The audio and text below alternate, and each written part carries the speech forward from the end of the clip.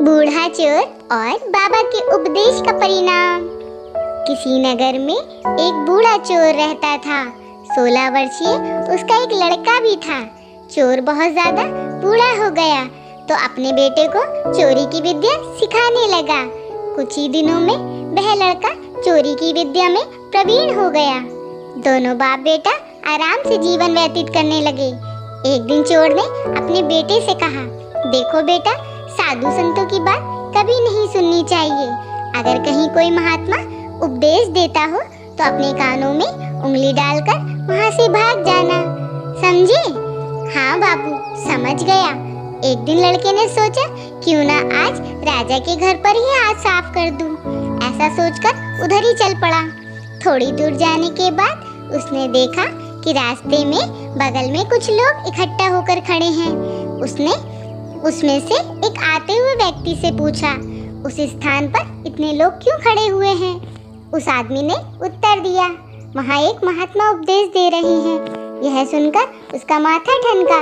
इसका उपदेश नहीं सुनूंगा, ऐसा सोचकर अपने कानों में उंगली डालकर वह वहाँ से भाग निकला। जैसे ही वह भीड़ के निकट पहुंचा, एक पत्थर से ठोकर लगी और वह गिर गया। उस समय महात्मा जी कह रहे थे, कभी झूठ नहीं बोलना चाहिए। जिसका नमक खाए उसका कभी बुरा नहीं सोचना चाहिए। ऐसा करने वाले व्यक्ति को भगवान सदा सुखी बनाए रखते हैं। ये दो बातें उसके कानों में पड़ी। वह झटपट उठा और कान बंद करके राजा के महल की ओर चल दिया। वहाँ पहुंचकर जैसे ही अंदर जाना चाहा, उसे वहाँ बैठे पहरेदार ने टोका, अरे कहाँ जाते हो तुम? कौन हो? उसे महात्मा का उपदेश याद आ गया। झूठ तो नहीं बोलना चाहिए। चोर ने सोचा, आज सच ही बोल कर देखें। उसने उत्तर दिया, मैं चोर हूँ, चोरी करने जा रहा हूँ। अच्छा जाओ। उसने सोचा राजमहल का कोई नौकर होगा, मजाक कर रहा है। चोर सच बोलकर राजमहल में प्रवेश कर गया।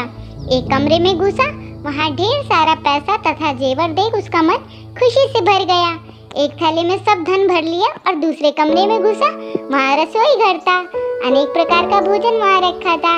वह खाने लगा।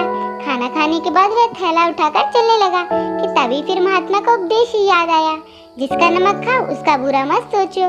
उसने अपने मन में कहा, खाना खाया है उसमें नमक भी था, इसका बुरा नहीं सोचना चाहिए। इतना सोचकर थैला वहीं रखकर वापस चल पड़ा। पहरेदार ने फिर पूछा, क्या हुआ, चोरी क्यों? देखिए, जिसका नमक खाया उसका बुरा नहीं सोचना चाहिए। मैंने राजा का नमक खाया है, इसलिए चोरी का माल नहीं लाया। वहीं रसोई घर में चोर आया।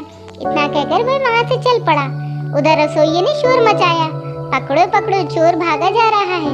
पहरेदार ने चोर को पकड़कर दरबार में उपस्थित किया। राजा के पूछने पर उसने बताया कि एक महात्मा के द्वारा दिए गए उपदेश के मुताबिक मैंने पहरेदार के पूछने पर अपने को चोर बताया, क्योंकि मैं चोरी करने आया था। आपका धन चुराया, लेकिन आपका खाना भी खाया जिसमें नमक मिला था, इसलिए आपके प्रति बुरा व्यवहार नहीं किया और धन छोड़कर भागा।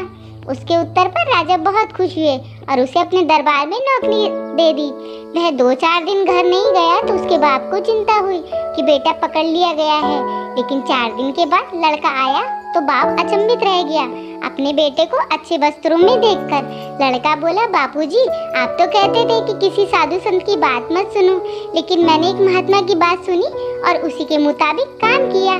तो देखिए सच्चाई का फल, मुझे राजमहल में अच्छी नौकरी मिल गई है। तो दोस्तों, आज की हमारी स्टोरी आपको कैसी लगी? प्लीज हमें जरूर बताएं।